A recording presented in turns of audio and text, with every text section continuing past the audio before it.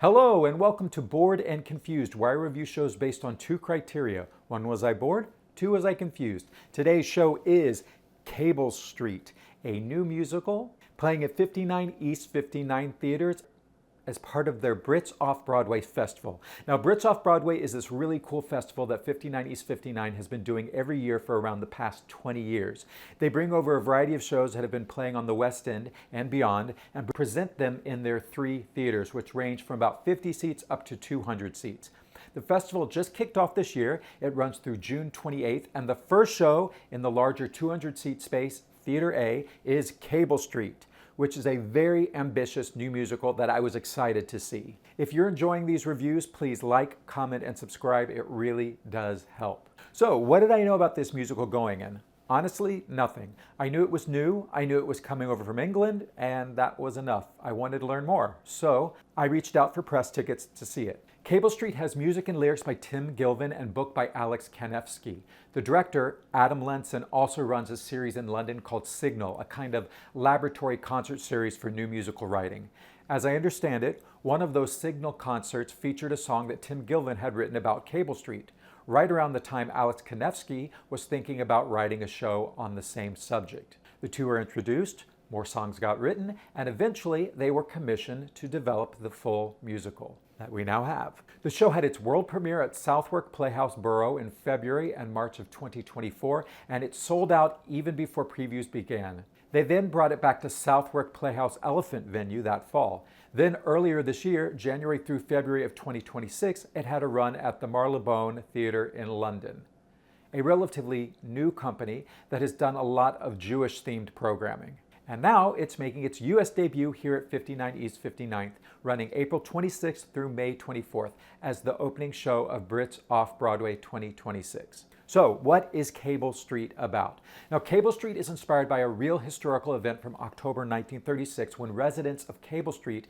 in London's East End, Jewish immigrants, Irish immigrants, English working class locals, dock workers, communists, all of them banded together and barricaded their street to stop a fascist parade. Oswald Mosley's British Union of Fascists, the Black Shirts, had been given permission to march through this primarily Jewish neighborhood, and tens of thousands of people on the ground refused to let it happen. In the show, we have one main character pulled from each of those communities. We have Sammy Scheinberg, a young Jewish would-be boxer played by Isaac Grin.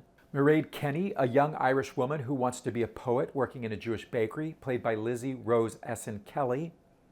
And Ron Williams, a young Englishman who can't get work and is feeling lost, played by Barney Wilkinson. The story follows their three lives, their relationships with their families, and how the rise of this fascist movement in Britain pulls them together. Ron, the unemployed Englishman, gets drawn in by the Black Shirts, who tell him that immigrants are the reason he can't get a job. Sammy can't get hired because he's Jewish, and there's anti-Semitism everywhere he turns. The Irish family is barely making rent, just like everyone else.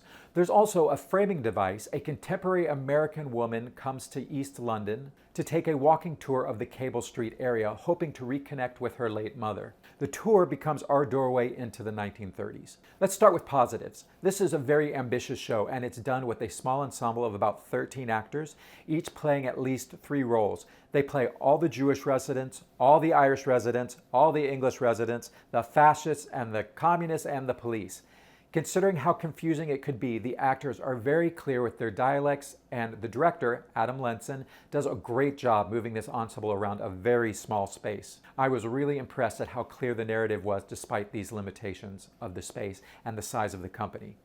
My hat is off to the director and the cast. They're fully committed and they're very skilled. I have to commend the show too for being timely. It's directly addressing the fascist movement of the 1930s and the way those in power and those with wealth turn poor immigrants and poor English locals against each other in order to maintain control. It also has elements of the greedy upper class squeezing every cent out of these poor people. And all of it lands. One more compliment, the 3-piece orchestra, just keyboard, drum, and bass, with an additional guitar played by one of the actors, and some pre-recorded tracks running off of the keyboard, it managed to sound like a much bigger ensemble. The band does a really wonderful job. Okay, let's get into a few negatives. This show is 2 hours and 30 minutes, 2 acts, and here are some of my concerns. I had 3 main concerns. My first concern is the score. It has lots of different kinds of music and inspirations. Rap and hip-hop, Irish folk music, contemporary pop ballads and rock anthems, satirical musical hall numbers. We even go south of the border for some Latin-inspired music. The very first song in the show starts with Sammy, a Jewish would-be boxer, and he launches into this rap that is very reminiscent of Hamilton. Most of Sammy's songs feel like they're channeling Lin-Manuel Miranda, except the character is Jewish.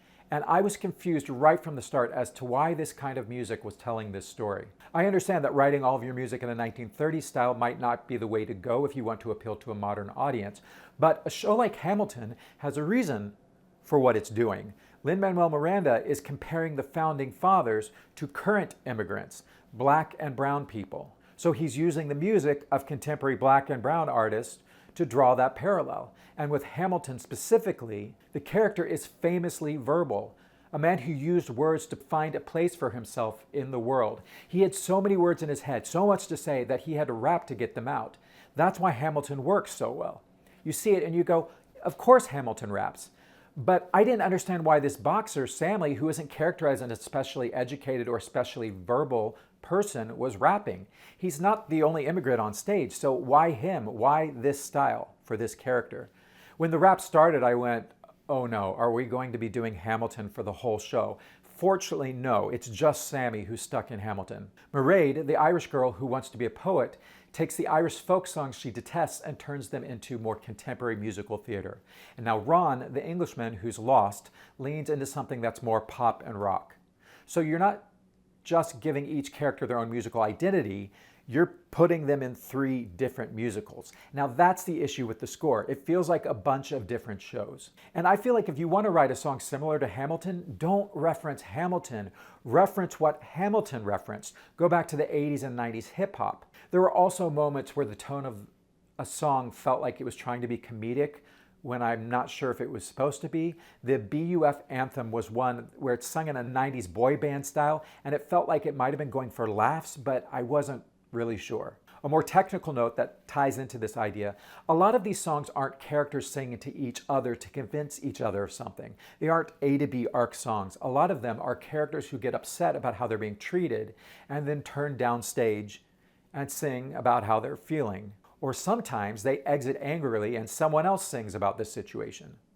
A really good example is there's a moment in the second act when Sammy is furious and wants revenge against the fascists who beat up his brother. Mairead is telling him he needs to stop fighting, and she should be singing that to him. Instead, she leaves to go check on whether her family has been evicted. Sammy goes off on his own, and then these 3 mothers come on and sing a song about war and fighting. And it's a nice song, but it should have been Mairead's song, and it should have been sung to Sammy.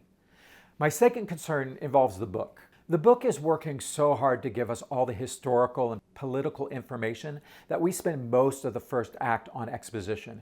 We don't even get to the kindling of a love story until late in the act, and it doesn't really go anywhere.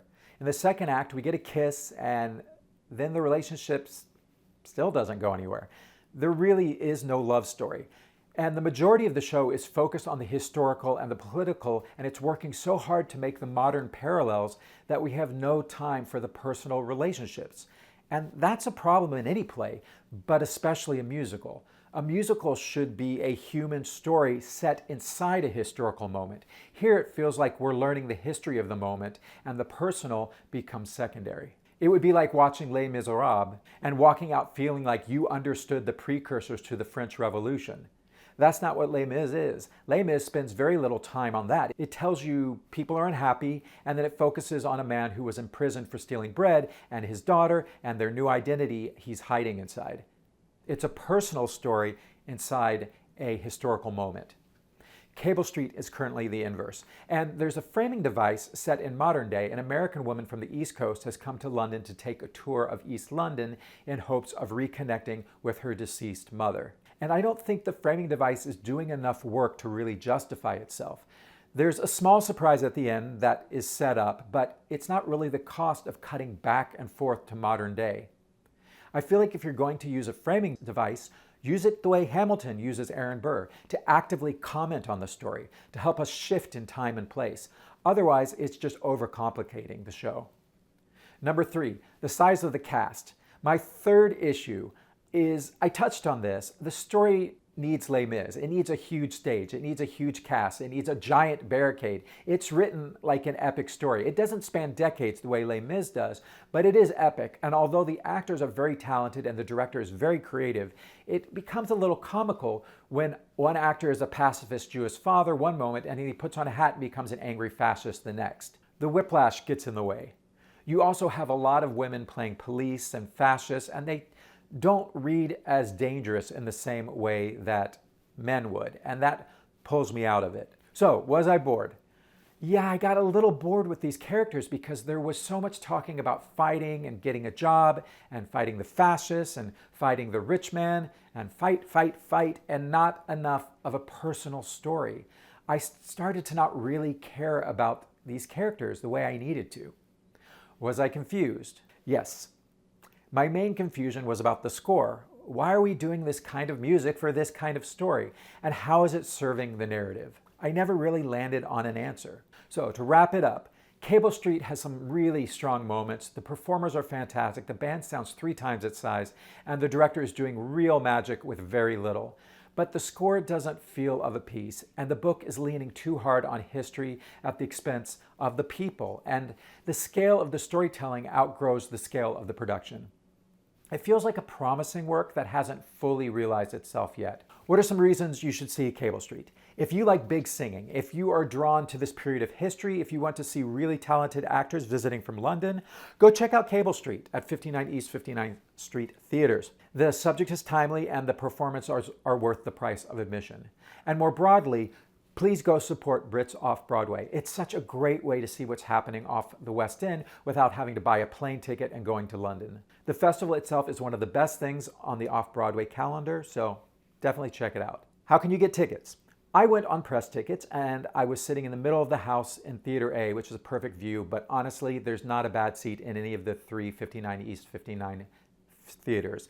They're all under 200 seats, so it really doesn't matter where you sit. Cheap tickets can be got on the website, 59east59.org. Their pricing for Brits Off Broadway is pretty reasonable, and there is a $25 student rush 1 hour before showtime. So students, take advantage of that. And while you're on the 59 East 59 website, take a look at the rest of the Brits Off Broadway lineup. There's a lot happening over there through June 28th.